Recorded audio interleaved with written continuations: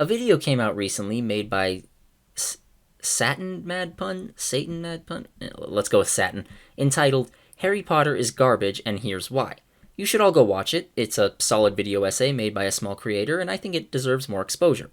The premise is in the title. Satin goes over the series and points out a lot of its major flaws in plot, character, theme, etc. Overall, I think he makes some great points. Harry Potter is a children's series that has wide enough appeal that most people like it, and since many of us connected with it as children, we tend to miss or gloss over the flaws. For example, Harry defeats Voldemort just because he's the chosen one. Not because he has any particular skills or comes up with a brilliant plan, he's just the chosen one. And if Voldemort hadn't interacted with the prophecy and tried to kill him as an infant, none of the story would have happened at all, which is a lame way to treat your story and your protagonist. Satin brings this up, and I agree, along with other things he says. So this isn't really a defense of the books or movies, just a refutation of a few points where I feel Satin was reaching a bit, or otherwise didn't give the series any credit for what it does well. A series that got this huge and stayed around this long has to be doing something right. Part 5 of his video is all about how the magic system is broken, and with all due respect to Satin, he dropped the ball here. The segment starts off fine, pointing out how Avada Kedavra is a spell that just kills people. No method for how it kills people, like it boils your blood inside your body, or it makes your brain start bleeding, it just kills you. That is a bit weird, but in a series about magic, it's fine. It just kills you and you don't need to explain it unless you're in a hard magic setting. Harry Potter has a hard magic system, which means that the spell should, in theory, be well defined and exploitable. And that's the main issue with Satin's analysis here. A lot of people treat the hard, soft magic system idea as a binary, but it's not. It's a spectrum. Just like gender. Suck it, Rowling. Something can be 100% hard or soft, but that's a rarity. Usually even the softest magic systems will have one or two rules. They might be vague, but the audience knows them, and the hardest magic will have some mysterious parts. Look at naming from the Kingkiller Chronicles. Once you learn the true name of an object, you can control it. It's pretty soft since there's no real way to guarantee how to learn a name, but the one hard rule we know so far is that another person can't tell you any names. You have to learn them yourself.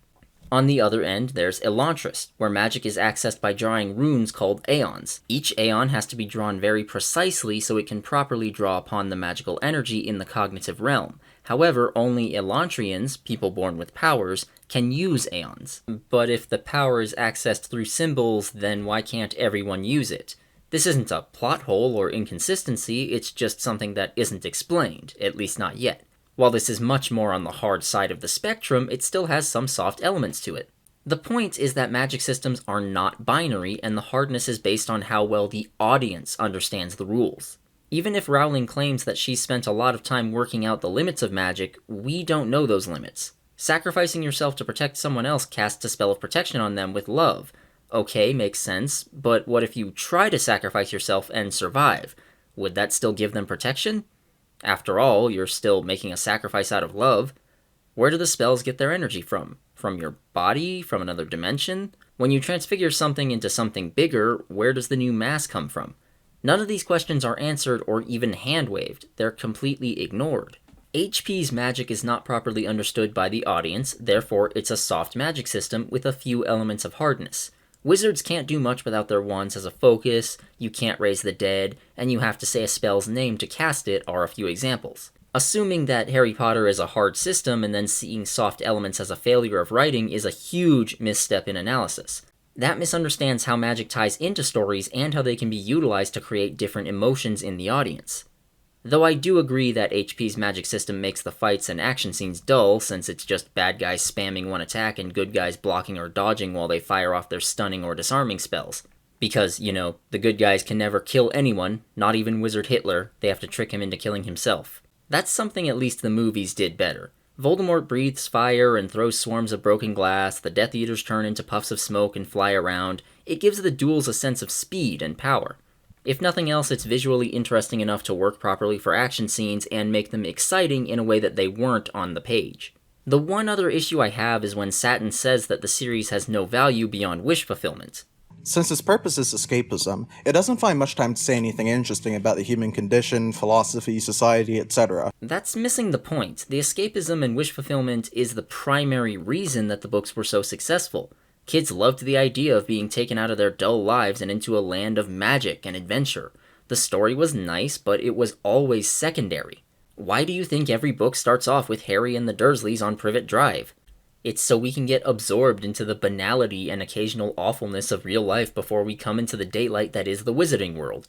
Then we go back into the dark box of the real world at the end of every book. If Harry just jumped into Hogwarts with little fanfare, then we wouldn't have that slow build-up that emphasizes how much better that world is than our own. There are some issues with slow pacing in all of the books, Deathly Hallows being the worst offender, but if the stories were fast-paced and involved tons of twists and turns and deep character introspection, then it would distract from the wish fulfillment of the setting. Hogwarts is a place full of mysteries and adventures. Even the schoolwork is awesome because it's magic. When kids hear about it, they want to go there so they can be wizards. The wish isn't to be a wizard for wealth or so that you can use your powers to teleport, though those are nice. The wish is to be a wizard just because it's more fun than real life. That's all Harry Potter ever was. You can't watch Jaws and get upset that it isn't a romantic comedy. That would be stupid because it was never trying to be that. Judging something based on a standard that it never tried to meet is like getting mad at LeBron James for not being good at golf. It completely misses the point. That's not to say escapist wish fulfillment fantasy can't have a good story or characters, or even that it shouldn't try to have them, just that if it doesn't have them, it's not that big a deal because it's not important for that genre. Of course, genre isn't the best word for it, but it's the only word. The books are more about imagining yourself as one of the good wizards who fights against the irredeemably evil wizards than they are about watching the characters do that. And even if you want to look down on escapist fantasy, you're looking down on basically every piece of media ever made. That's what almost all fiction is for. Sure, they can make profound statements about the human condition, but they are, at heart, entertainment. They exist to give us something more fun than the real world, something where life makes sense and has a purpose. None of us want to feel like we're just a cog in a massive machine that feeds us an endless succession of products and demands meek subservience in return before it throws us into an early grave and grinds up our corpse to make more products. That's why we watch YouTube videos that overanalyze pieces of media. Overall, Satin is right. Harry Potter is extremely overrated, overly simplistic, and a third uncharitable descriptor. That doesn't mean there's nothing redeemable in there. While I'm annoyed by Potterheads as much as the next guy, I still have fond memories of when I read the books.